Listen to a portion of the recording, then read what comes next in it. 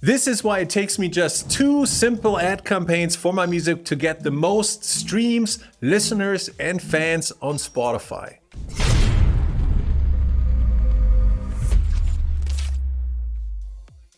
Hey, it's John here at Hyped It. One of the easiest way to promote music on Spotify, in my opinion, is using Facebook and Instagram ads. They allow me to laser target my fans, so I'm getting an audience to my music that already loves my sound and my style of music. All that's missing is that they've never heard of me before, but once they do, it's so easy to fall in love and engage with my music.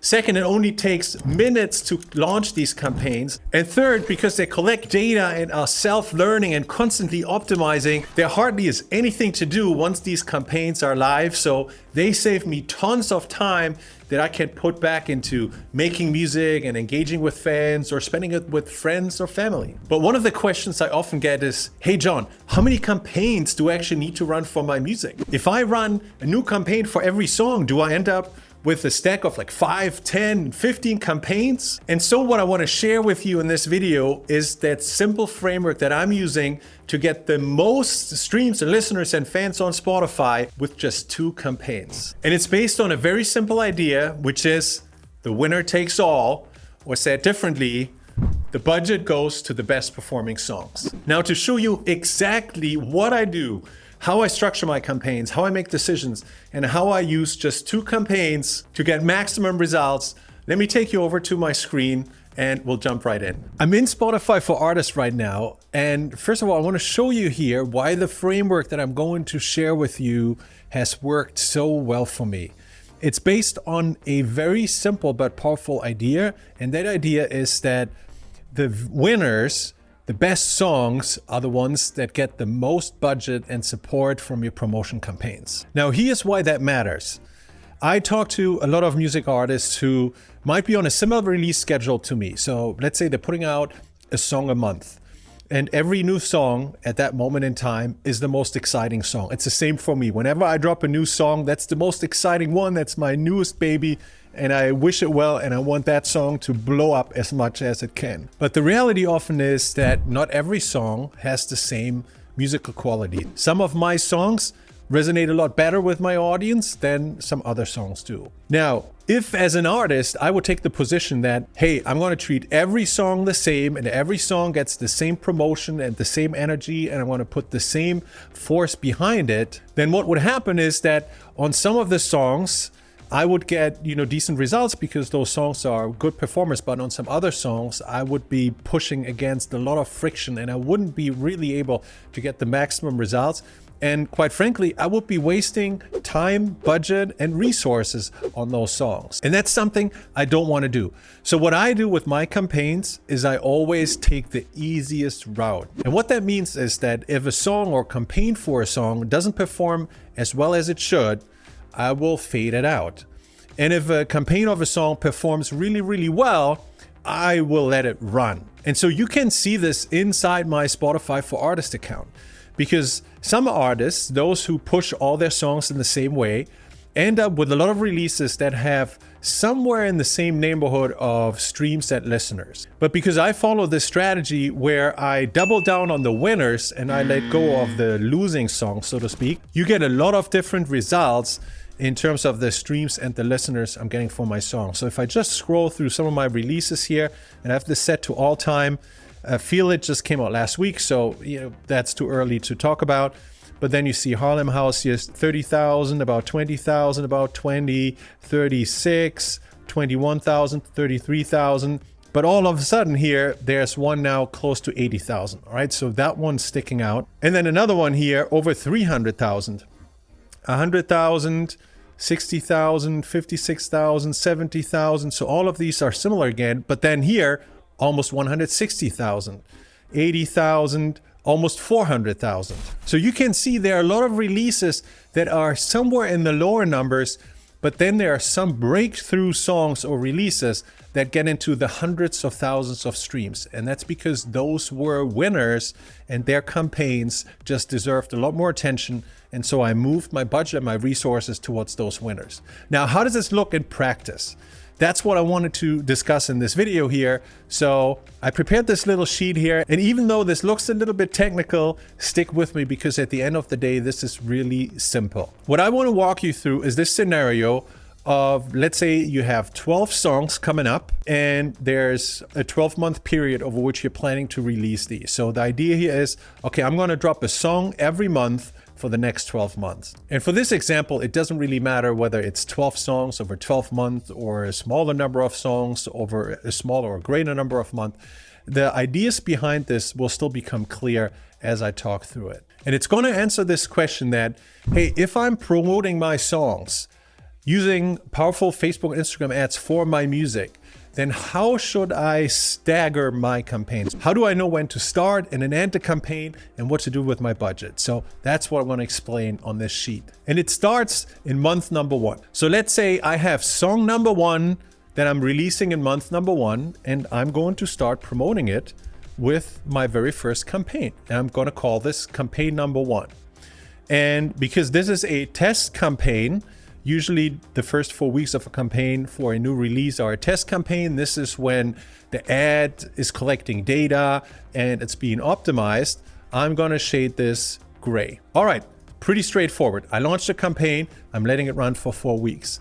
So now the second month comes along and I'm dropping another song. Song number 2 comes out and I'm going to log into Hyped. I'm going to launch another ad automation campaign.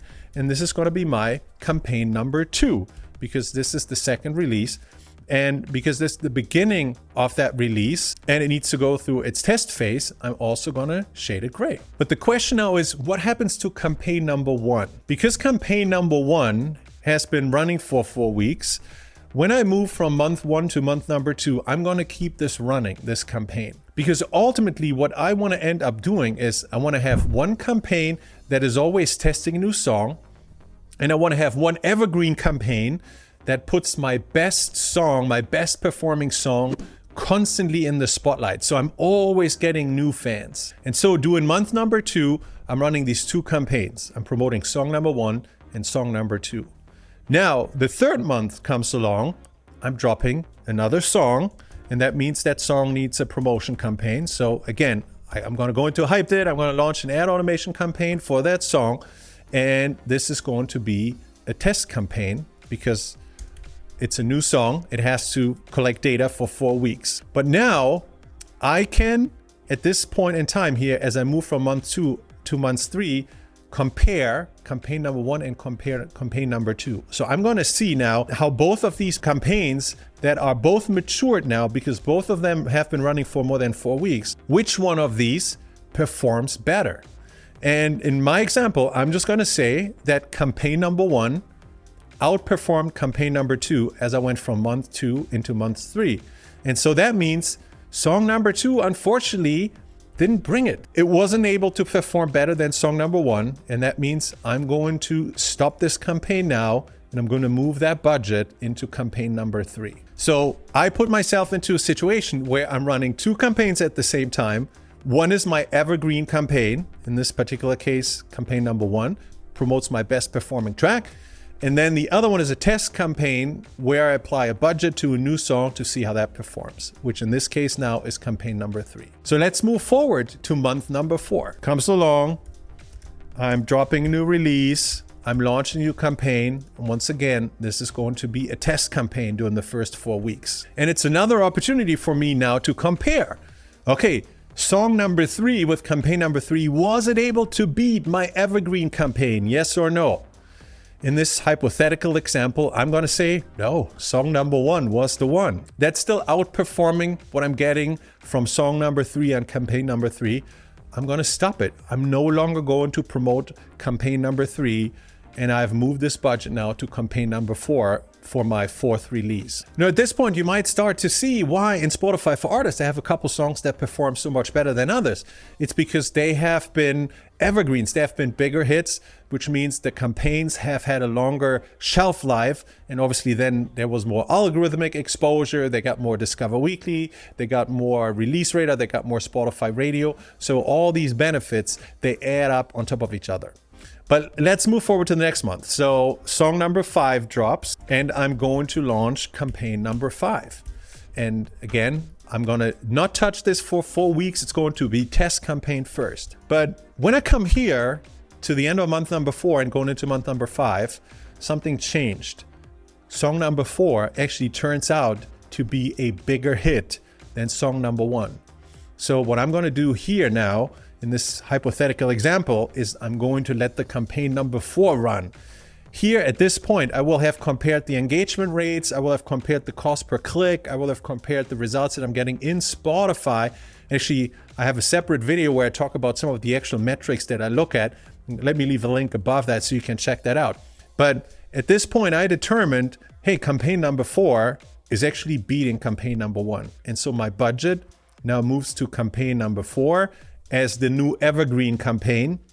And campaign number 5 again is my test campaign. And now I'm not going to continue this for the entire 12 months, but you can see how that goes. Every new release gets a 4-week time window of a test campaign, but I compare all the prior campaigns to always make sure I know exactly which one's my evergreen campaign, the best performing one that pushes the best song that I have, and I'm going to keep that running. And what's so powerful about this simple framework is that all I ever need are 2 campaigns, one that's testing and one that's pushing my evergreen song. And because I'm pushing the evergreen, which is also the one that gets me the biggest multiplier on Spotify with popularity score and algorithmic playlist and all of that, I'm getting the biggest possible results. Now, one question you might be wondering about here is, John, what does it mean with respect to budget? How do you balance the budget between those 2 campaigns? And to answer this question now, it really depends on what the budget is that you have available. My recommendation is you want a minimum of $5 a day per campaign. And if that's the max of your budget, then obviously you have $5 a day on the test campaign and you have $5 a day on the evergreen campaign. Now, I know I've been asked a question about how to move around budgets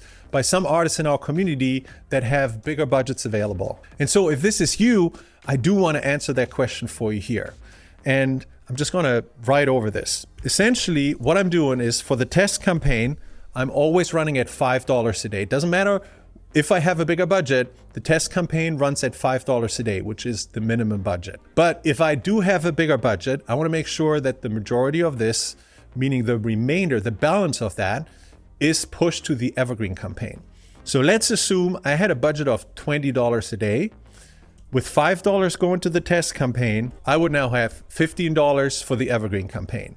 And those $15, they would basically move around whenever the trophy of being the evergreen campaign moves to another campaign. So here in this example, I would have scaled up the campaign for song number 1 to $15. All the test campaigns would have run at $5. And then all of a sudden here, when song number 4 becomes the winner, I would have phased the $15 out, would have ended this campaign and scaled up this campaign for song number 4 to the $15 because I want the majority of the budget to be on the evergreen campaign. And again, what it does is it's making sure that you always get the most listeners, the most streams, and the most fans for your promo budget because you are doubling down on the winners. So there you have it. Pretty simple framework. And outside testing things such as sounded like artists or different snippets of my music, I really only need 2 campaigns at all times in order to get the maximum benefit of my music promotion ad campaigns. I hope you enjoyed this video, and if you did, don't forget to hit the like, the subscribe, and the bell icon below so you can get more videos like this on YouTube about how to get more listeners and streams and fans for your music on Spotify. And if you're watching this and you're thinking, John, I can absolutely do this for my music, can you just show me how you set up your campaigns click by click, or even set up my campaigns for me? Then check out this next clip right here.